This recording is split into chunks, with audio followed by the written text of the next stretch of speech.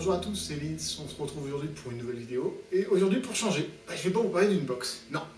Aujourd'hui, on va parler de ceci. Voilà. Ah, vous allez me dire, c'est une Lego One, rien de nouveau. Oui, mais ça, c'est Lego One hop, VT. Voilà. Lego One VT, ouais. C'est sûr que Joytech, en sortant Lego One, a sorti selon moi l'un des meilleurs starter kits.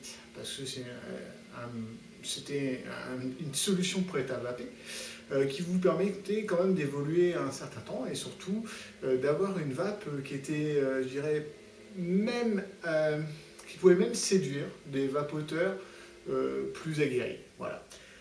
Bien sûr, cette Lego One, elle s'est déjà déclinée en mini, XL, méga, voilà. Et donc aujourd'hui, elle se décline en VT. Voilà, on reprend le nom de l'Evic VT hein, sur ceci. Voilà, je vous montre déjà.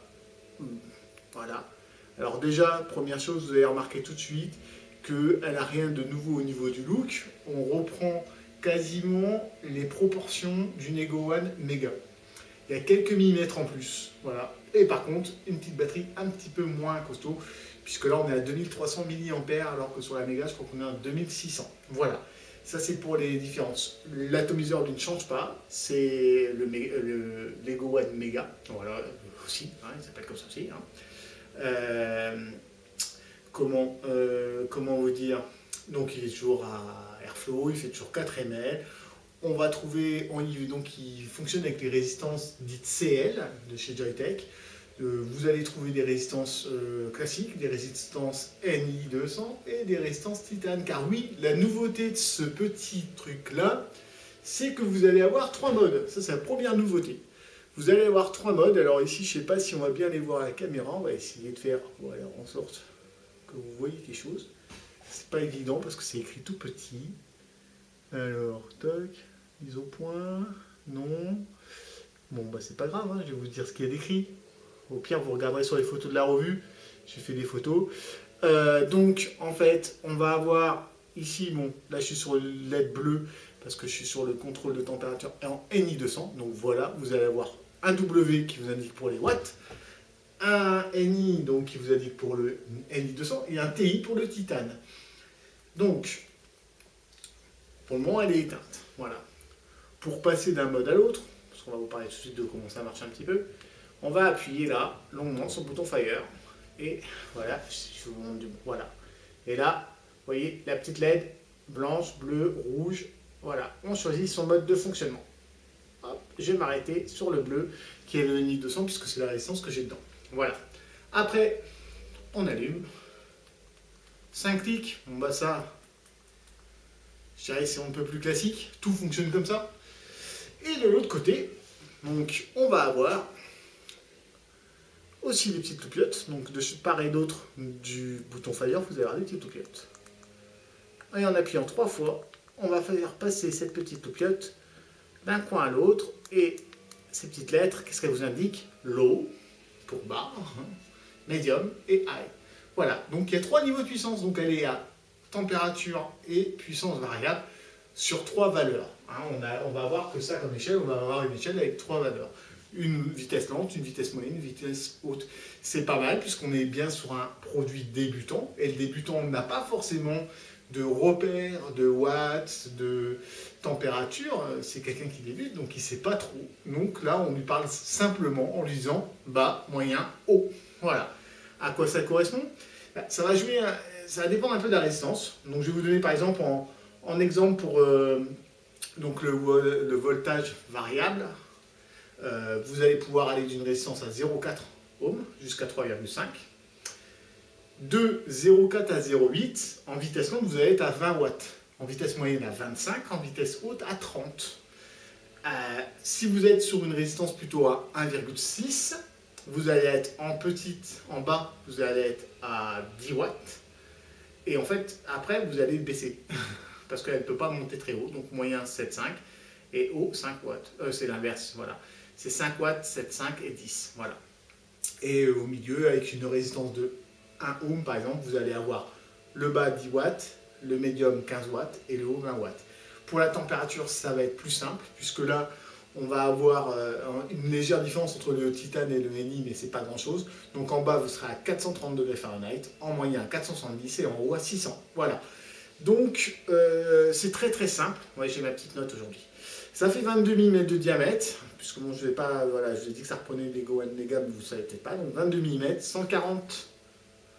142 drip tip conclu et un poids de 135 grammes.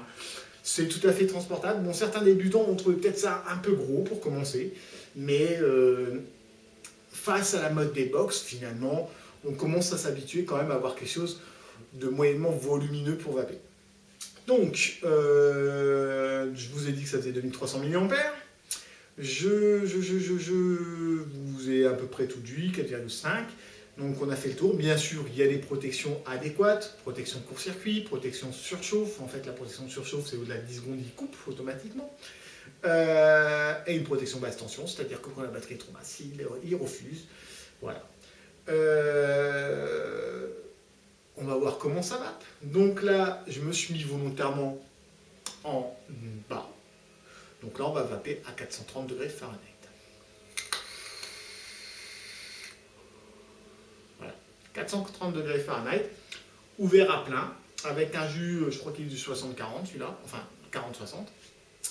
Voilà, c'est déjà... Voilà, c'est déjà pas mal. Moyen.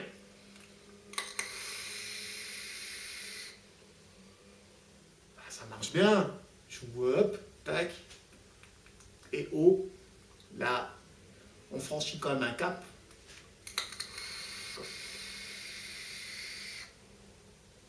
Voilà. C'est un bon producteur de vapeur. Le setup complet marche plutôt bien. Voilà, il est bien équilibré, ils vont bien ensemble, c'est forcé. Vous avez bien sûr une connexion 510 qui malheureusement est fixe. Donc j'ai fait le test. Je suis pas souvent flush. Lui il est flush sans problème, puisqu'en plus il est réglable. Mais on n'est pas toujours flush avec. C'est un peu dommage qu'ils aient pas fait un pin sur ressort, parce qu'en plus on a une rigole assez conséquente pour alimenter un atome qui serait à alimentation par le bas au niveau de l'airflow. Ici, vous allez trouver bien sûr un petit port USB pour recharger, à côté duquel il y aura un petit trou qui est un petit voyant rouge qui s'éteint quand c'est plein. Petit trou de dégazage sur le dessous. Voilà, donc c'est plutôt bien fait, c'est plutôt safe. Voilà. Le petit défaut, le bouton. Et j'aime pas trop non plus le système d'indicateur de charge de la batterie qui, grosso modo, reste éclairé quand il est plein, qui commence à clignoter un peu. C'est pas très clair, ça se fait un peu autour du bouton, ça se voit pas bien.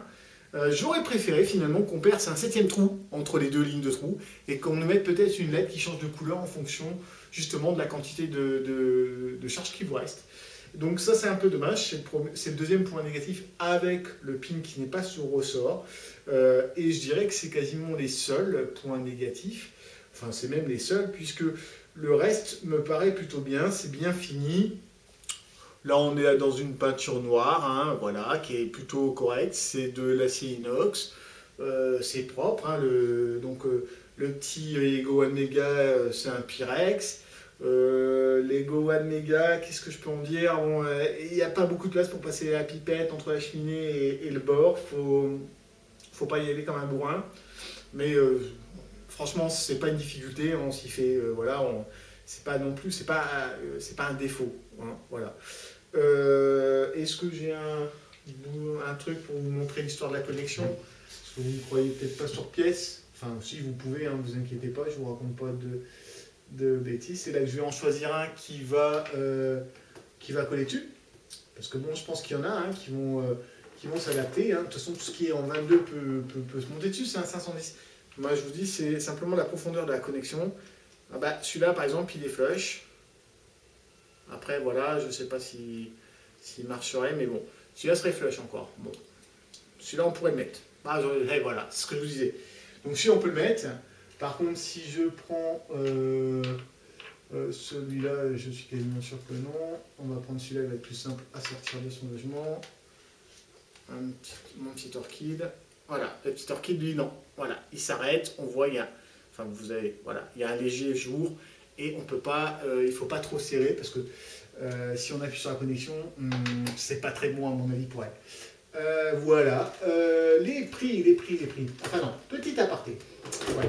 Avant de vous parler des prix, je vais aussi vous dire que ça c'est la version VT, mais les autres formats des Go One vont aussi recevoir une version contrôle de température, mais sans contrôle de puissance, qui va être ceci, qui va être les Go One CT. Voilà, donc là on reste dans le format du Nego XL, je pense, du Nego One XL. C'est simplement là on a le vote de wattage NI, TI qui doit fonctionner sur le médian. Voilà. L'emballage, je vous le montre, voilà, je vous ai montré tout à l'heure, c'est la boîte, hein, toujours traditionnelle chez Joyetech. Maintenant, on a l'habitude, c'est toujours plus ou moins la même chose. Derrière, vous avez la liste. Donc, à savoir qu'il vous est fourni donc, la batterie, donc l'atomiseur, une tête CL-NI 200, une tête CL-TI, et il me semble qu'il y a aussi une tête ordinaire, mais qui est en 0,5. Et ça, je trouve que c'est dommage, par contre. Vu que c'est un matériel pour débutants, c'est très bien de mettre un chapelet de résistance, hein, c'est sympa. Mais en fait, je trouve qu'il manque une résistance à 1,6, enfin une résistance au-delà de l'ohm pour permettre un démarrage doux. Parce que le débutant, là, s'il met une résistance NI 200, même au plus bas, il va avoir du mal à vaper, ça va être un peu trop costaud pour lui, à mon avis. Hein. Maintenant, peut-être qu'un gros fumeur, peut-être, et encore, parce que moi je connais les gros fumeurs, si je leur fais tirer si on fait prendre une puff sur un de mes atos, les gars ils étouffent littéralement. Donc ça c'est peut-être le petit truc qu'ils auraient pu améliorer sur le kit. Donc le kit, vous allez avoir bien sûr le chargeur, vous allez avoir le cordon USB, voilà aussi. Donc, et vous allez pouvoir l'avoir donc, chez MyVapor Europe qui me fait ce prêt en avant-première puisque le produit sera disponible fin octobre, début novembre. Donc le prix chez MyVapor, je l'ai noté, c'était 52,12 € ou enfin aux alentours d'une cinquantaine d'euros. Oui, c'est ça, aux alentours de 50 €. Ce qui me paraît être tout à fait convenable. Pour ce qui est vraiment du prix précis, vous inquiétez pas, sur la revue, ce sera marqué. Je vous dis, je crois que c'est 52. Malheureusement, je n'ai pas pris ma note. Voilà, c'est pas bien. Ça sera aux alentours de 50 €. Je trouve que pour un kit démarrage complet comme ceci, ça reste tout à fait convenable. On est dans une certaine moyenne, une moyenne raisonnable, que je qualifierais de raisonnable. Surtout qu'on sait que les produits Joyetech sont quand même des produits de qualité. Je veux dire, on n'a pas de gros soucis en général avec Joyetech. J'ai entendu des problèmes de fuite sur le Mega, mais des problèmes de fuite qu'on va retrouver sur beaucoup d'atos avec des résistances propriétaires qui vont mal supporter la vape chain, qui vont mal supporter certaines manières de tirer dessus. Je dirais des problèmes qui dépendent plus souvent de ce qu'on fait avec que du produit lui-même. Voilà. Et pas des problèmes, je trouve, non plus voilà, dramatiques. Voilà, c'est à peu près tout. Donc un sympathique produit, je trouve que c'est sympa d'avoir amené cette technologie sur un produit comme ça. On a quelque chose qui ressemble un petit peu à un méca, c'est très épuré, c'est très simple, ça fonctionne très bien, vous l'avez vu, moi ça fait quelques jours que je m'en sers. Et voilà, je pars qu'avec lui. Et finalement, ça va, je tiens le coup, alors que je vape sur des box, sur un TF-V4 quand même, ou sur un Subtank, ou voilà, sur des atos peut-être un peu plus riches. Là, en l'occurrence, ça marche bien, ça me contente pour la journée, ça marche bien. Et je pense que les débutants ont bien de la chance d'avoir ceci pour démarrer, même si je pense que je leur conseille d'acheter tout de suite des résistances un peu plus hautes pour démarrer moins fort.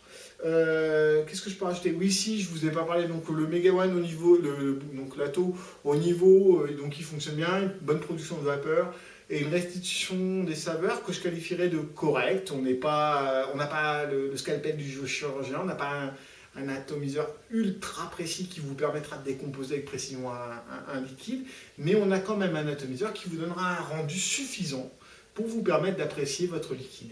Et voilà, donc on est vraiment sur quelque chose, la vape, je dirais, avec votre all day, que vous connaissez par cœur et que vous allez trembler toute la journée.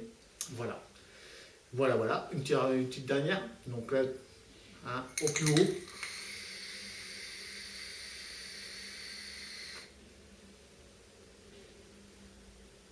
Voilà.